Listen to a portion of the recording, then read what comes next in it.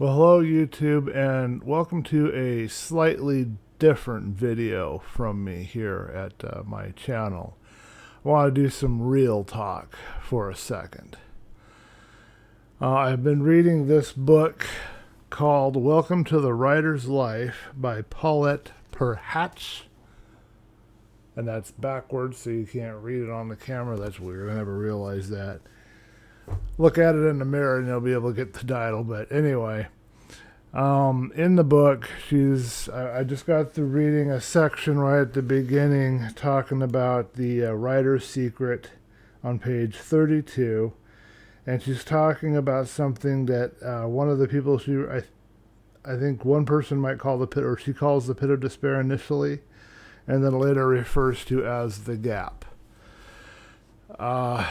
Okay, so what does this mean? What am I talking about here? It occurred to me as I read this what she was talking about in my own experience with. I used to try to do mapping for Unreal Tournament, and I actually tried to do level design and mapping. I've been trying to do that. I quit, I guess. I couldn't say I officially quit. Sometime before 2010, before 2008, I think, maybe even. I don't know when my last actual map was made, but I started around 99 with Deathmatch Maker.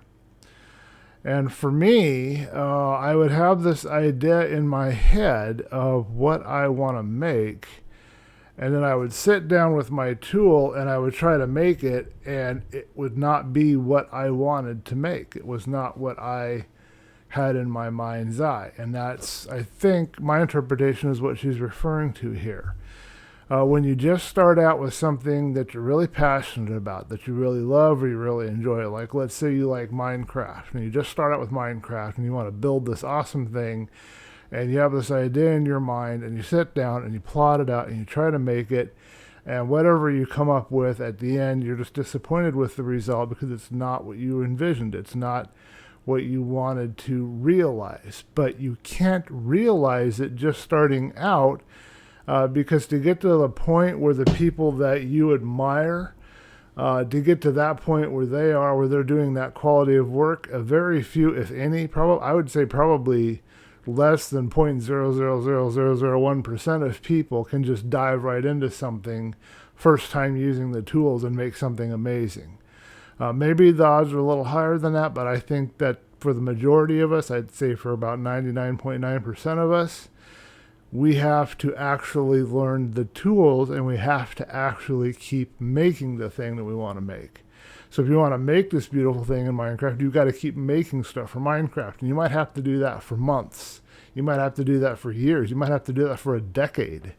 I don't know how long it would take. It depends on each person. I would say years as a general rule.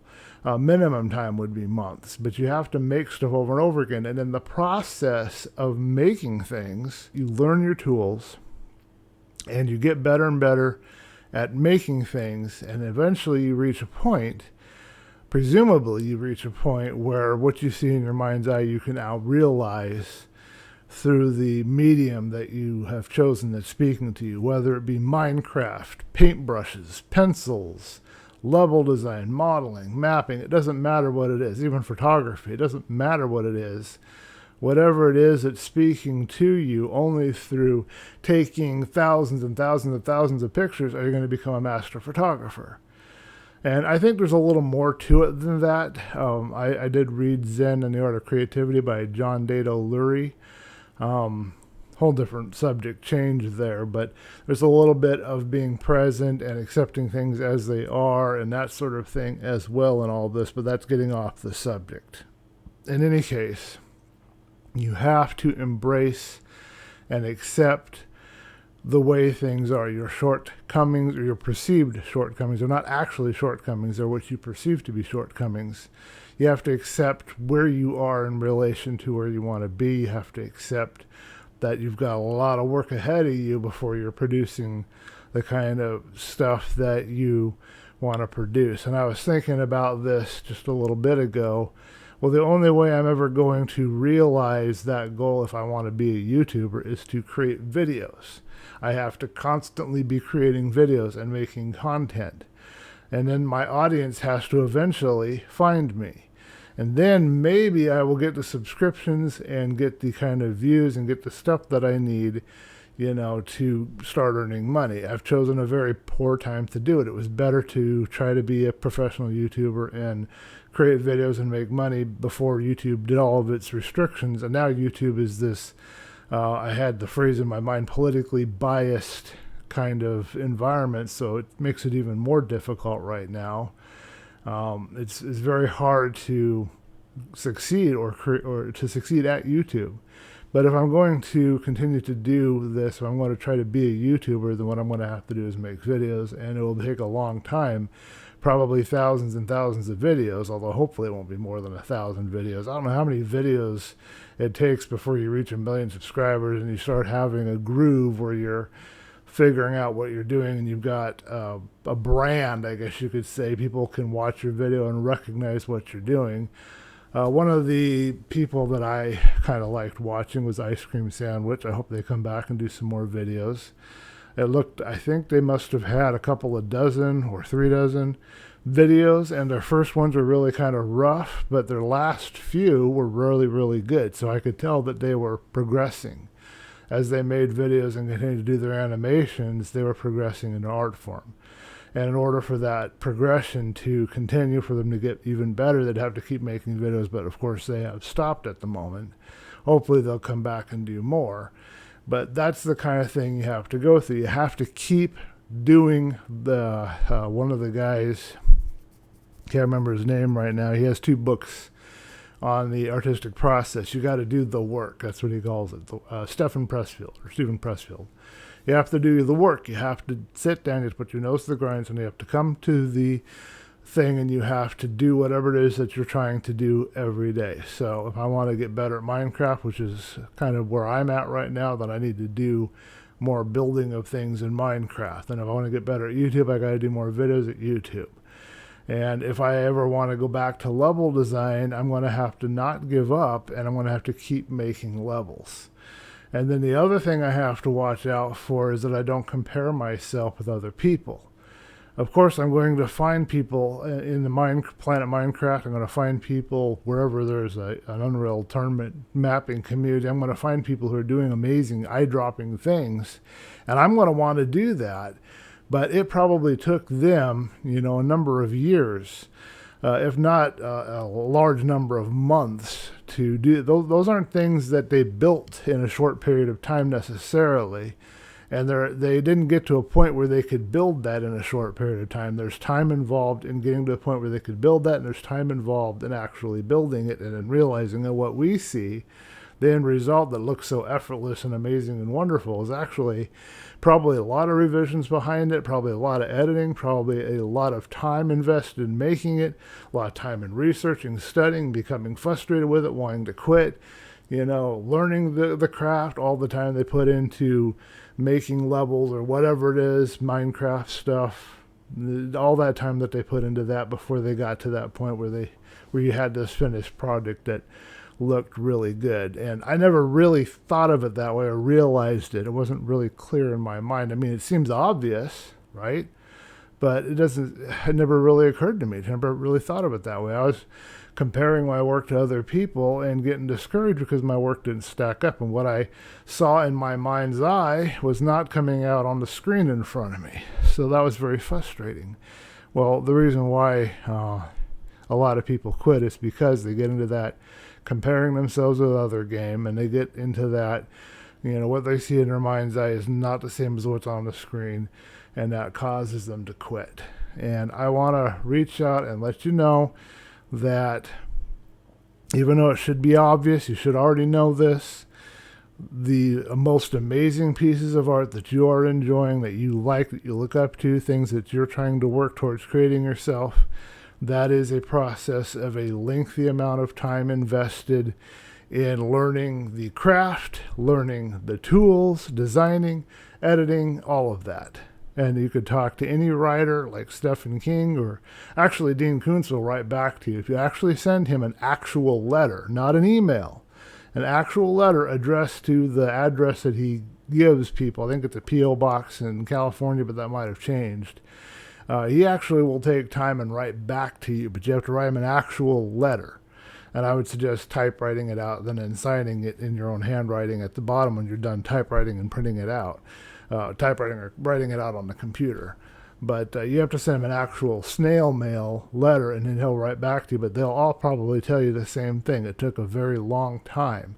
They might have had a natural skill or knack in doing whatever they're doing, and writing, telling stories, all of that sort of thing. But it took a long time before they got to where their work was good enough that they could be published, and where they started building an audience to the point where now they have things that you read and enjoy, like J.K. Rowling and the Harry Potter books, for example. I'm assuming that before she did that, even though that's her first published body of work, as far as I know, there was probably a whole pile of edits and all kinds of stuff that she went through in her writing before she got to that point. She didn't just pump out Harry Potter one day. It took a long time to get up to that point. Lord of the Rings, to give you an example of how much people might have to go through to get somewhere.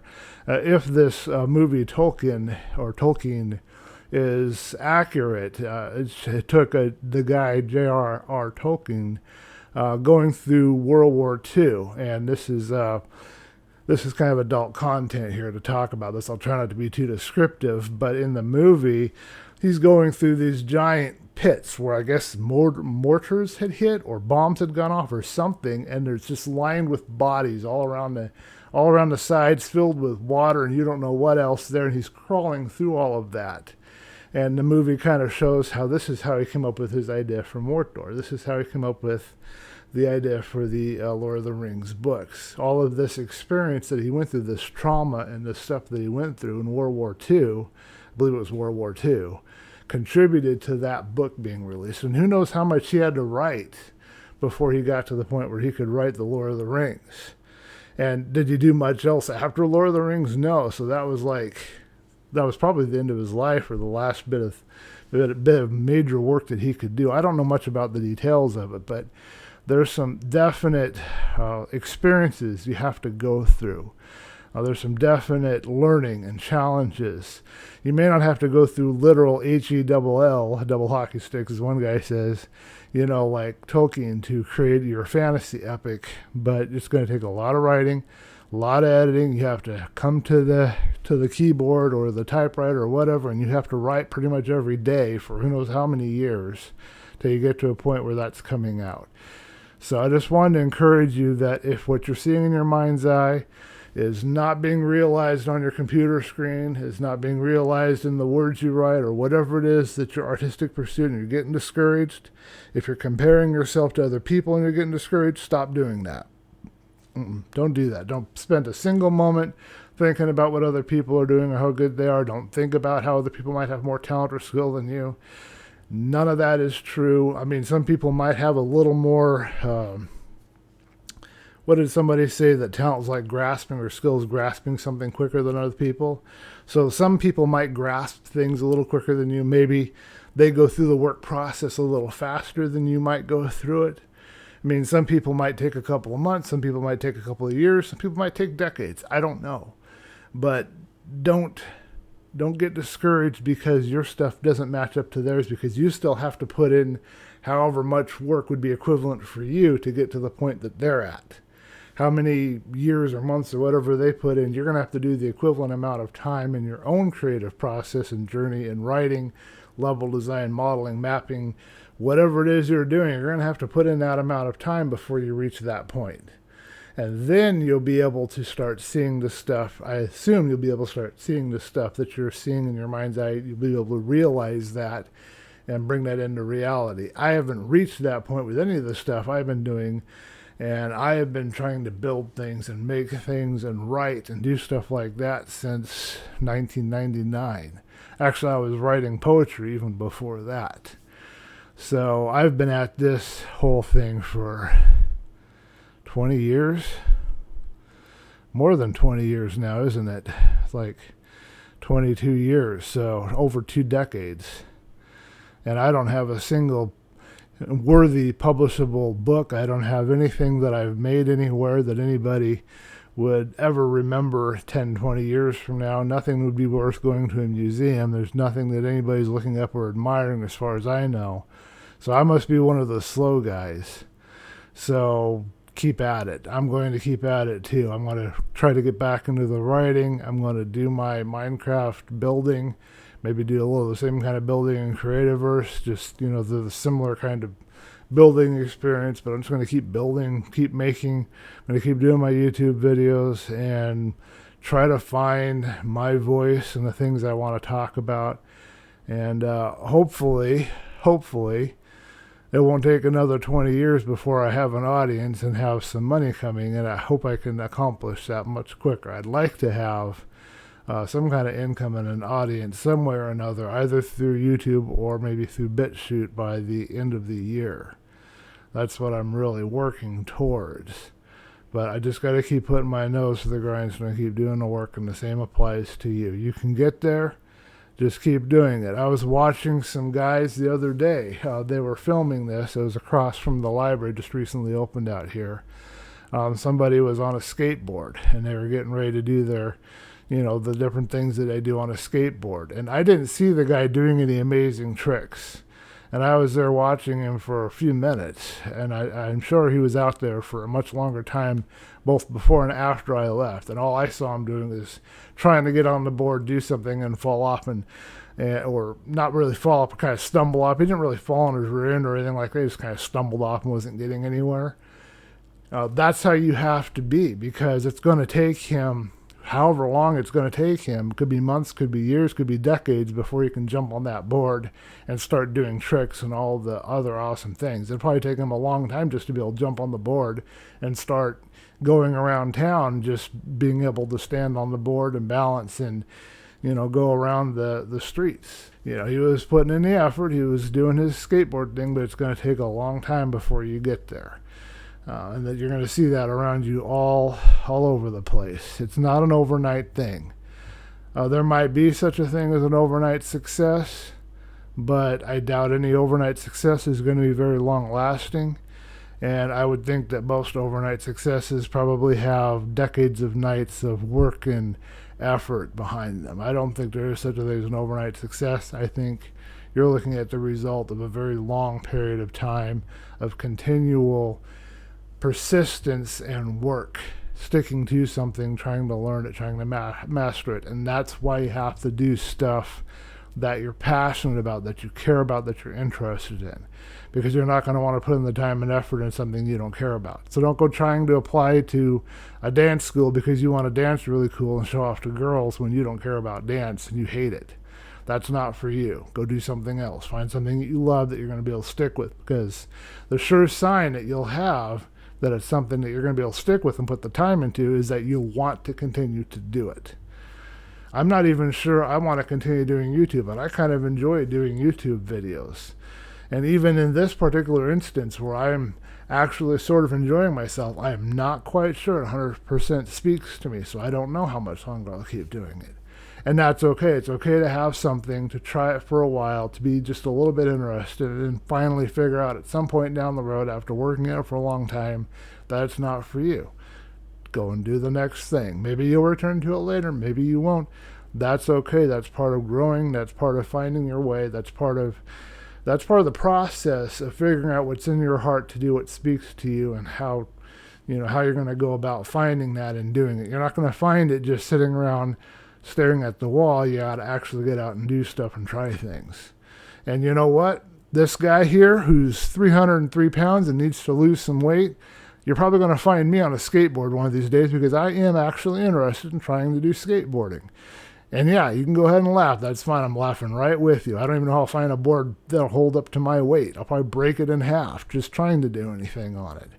But one day I might actually get out a skateboard and start the process of learning it. It's going to take a lot of falling down. I'm going to have to wear the full armor, the long sleeves, the shoulder, the elbow pads, because I'm old and I can break and bruise pretty easily. So it's going to be a lot I haven't broke a bone in my life, but it probably requires some broken bones, some bruises, some cuts, some scrapes.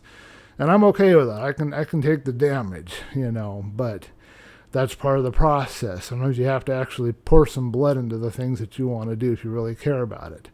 And if you're a skateboarder, you go ahead and comment below and let me know how close I am to the truth of your reality, what you had to go through to get to the point where you could skateboard. And I'll let you know right now, I admire you guys for putting in all the time and effort you do. You have just about as hostile environment to operate in most cities as we do right here, trying to do YouTube videos, because there's signs everywhere telling you can't skateboard, and you got to have a place to practice. And then you create parks, places, in abandoned structures and stuff. You create little safe spots where you can practice, and they take it away from you, or they kick you out. They make it really hard for you to practice your craft, but you love what you do and you keep at it. So you got it actually a little worse than I think YouTubers have right now, because we're just getting a little bit censored, and it's going to take a very long time before we see any new YouTubers, before we see any major enough subscriptions and views to start earning money. But we don't have the cops after us. We don't have people aggressively destroying places that we've built. We don't have to worry about, not being safe because somebody's going to beat us up or take away with our board or mess with us. But you guys are out there. I know you're out there in the various cities, and every time I see one of you, you may not know that this overweight white guy is admiring you, but I admire you for what you guys do. And there's a couple of skater girls that are actually out here in the city. I see there's two of them, I think, and I see them every once in a while. I think it's the most awesome thing in the world. I didn't think I'd ever see a skater girl outside of California, but they're out here, so awesome. Keep up the work. And those of you that are making those awesome Minecraft things, doing those levels that I admire, and I have the name wrong, pronunciation wrong, but Horaces, I'm talking to you. You're one of the guys that I admired. I hope you're still out there doing level design, making games, doing your thing, but keep at it. We're out here, we're supporting you, and we admire you, even if we don't necessarily say so. And I'm saying so now just to kind of let you know that there is at least one person out here that's going to say it out loud that, yeah, we admire you, we appreciate your work, and just hope you keep at it, keep plugging away. And Ice Cream and Sandwich, get some more cartoons up, because I'm bored and I need to see some things to make me laugh. And same for the other guy that does cartoons that I like, Odd One Out. Yeah, he needs to do some more work too. But enjoy your vacation or time off or whatever you're doing now. I know family gets in the way, but looking forward to your guys' return. Thank you guys for watching this video. If you have any comments or thoughts about anything I've said, go ahead and leave a comment down below, and I guess I'll catch you guys in the next video. I think I'm going to try and sit down and try to do some Genshin Impact or Creativerse. Got to get this Friday video up. See you guys in the next video. Okay, well, that concludes this episode. Be sure to leave a thumb up if you like the video. Be sure to subscribe if you want to see more videos like this or any of my other videos. Be sure to hit that notification icon so that you can be notified when any new videos are released. And leave me some comments, feedback, suggestions so that I can improve and do even better for you guys. Also, please stop by my Teespring store. I've got more designs coming over from Spreadshirt, but this is what I have here right now. I've got 3 cool designs. I've got this mask does not equal safe. It's kind of an attitude for everybody trying to make us wear masks right now. I've got this Zen saying and drawing that I did, to reach your destination, embrace the journey. I think that's really cool. I've got a poem over here. Poem says, life doesn't have to be so hard. It has a flow. Sometimes you'll drift, sometimes you'll row, but you get to choose the destination you'll go. I think that's really cool also. So go ahead and grab some of this stuff, and that will support me and help me in my continuing work at YouTube, and I really appreciate it. Thank you for watching the video, and I will see you in the next one.